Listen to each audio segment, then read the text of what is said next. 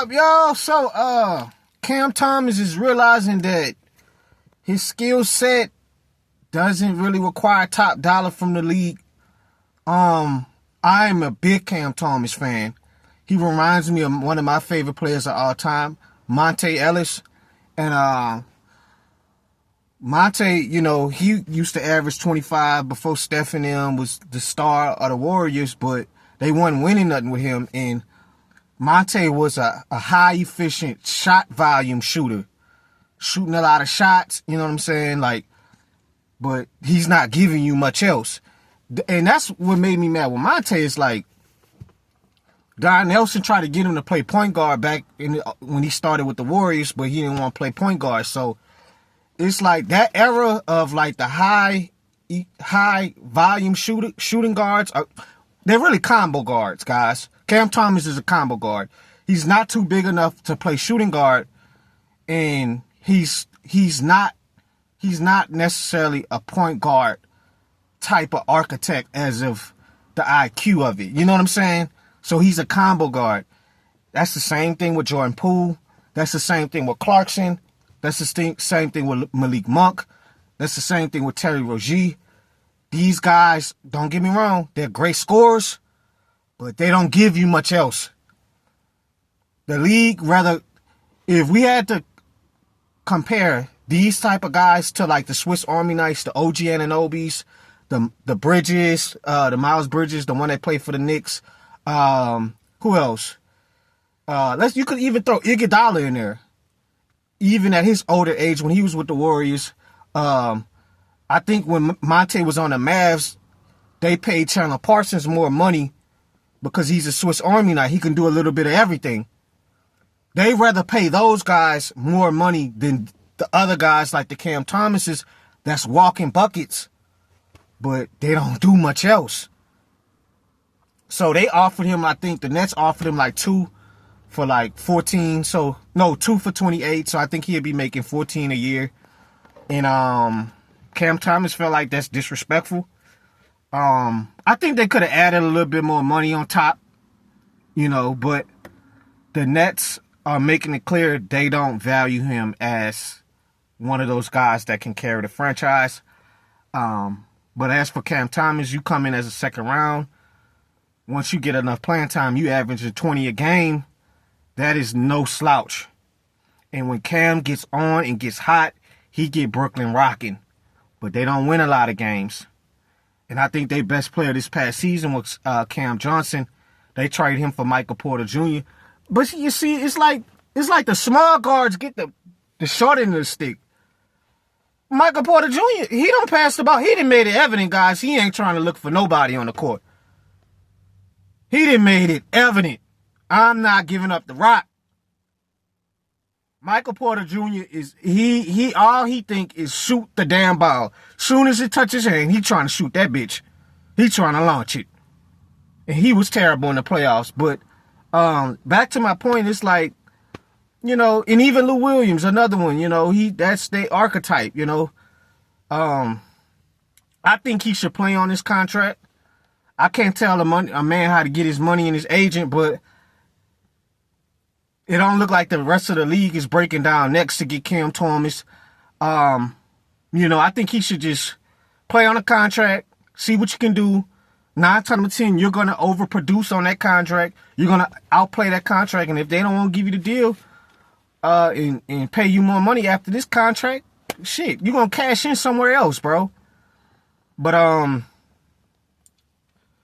another thing, guys, I noticed the Nets, they drafted 4 guards during the draft. So they didn't made it clear they don't really see Cam Thomas as their main thing. And I can't say I'm mad at him, you want the most money you can make, but you're going to have an opportunity to outplay this contract.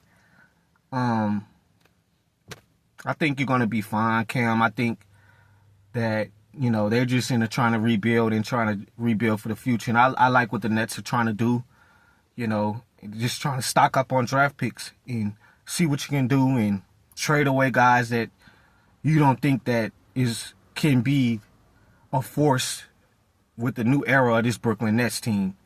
And you could probably get something for Cam that you may need. You know what I mean?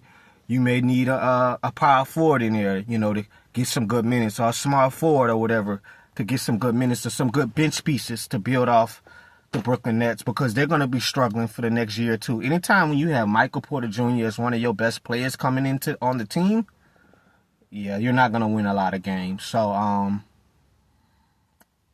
it sucks how the league sees these guys, because when these guys get going, they get going, man. And Monta could have easily been an all-star his damn self, but, playing in a tough Western Conference, and Lou Will with the Clippers years, but, when you take away the scoring, these guys don't really give you a lot else, and especially in this era, you got to have to do more on the court and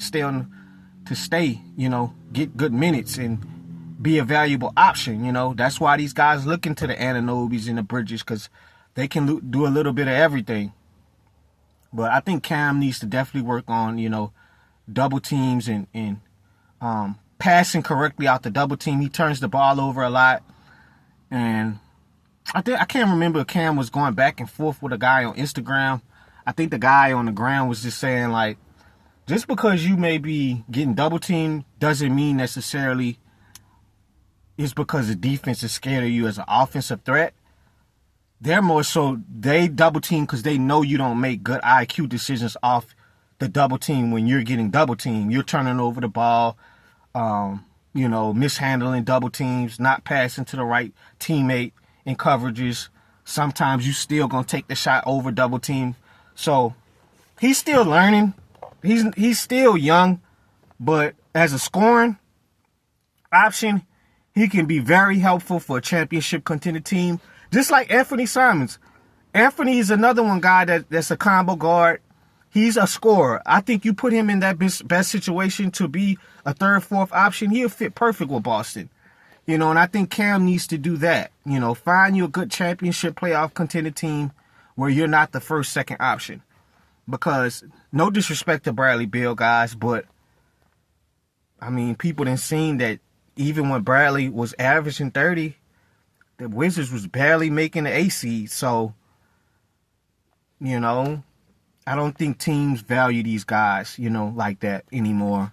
And the reason why Donovan Mitchell, he's so good because he's so electric, scoring the ball at a high efficient level.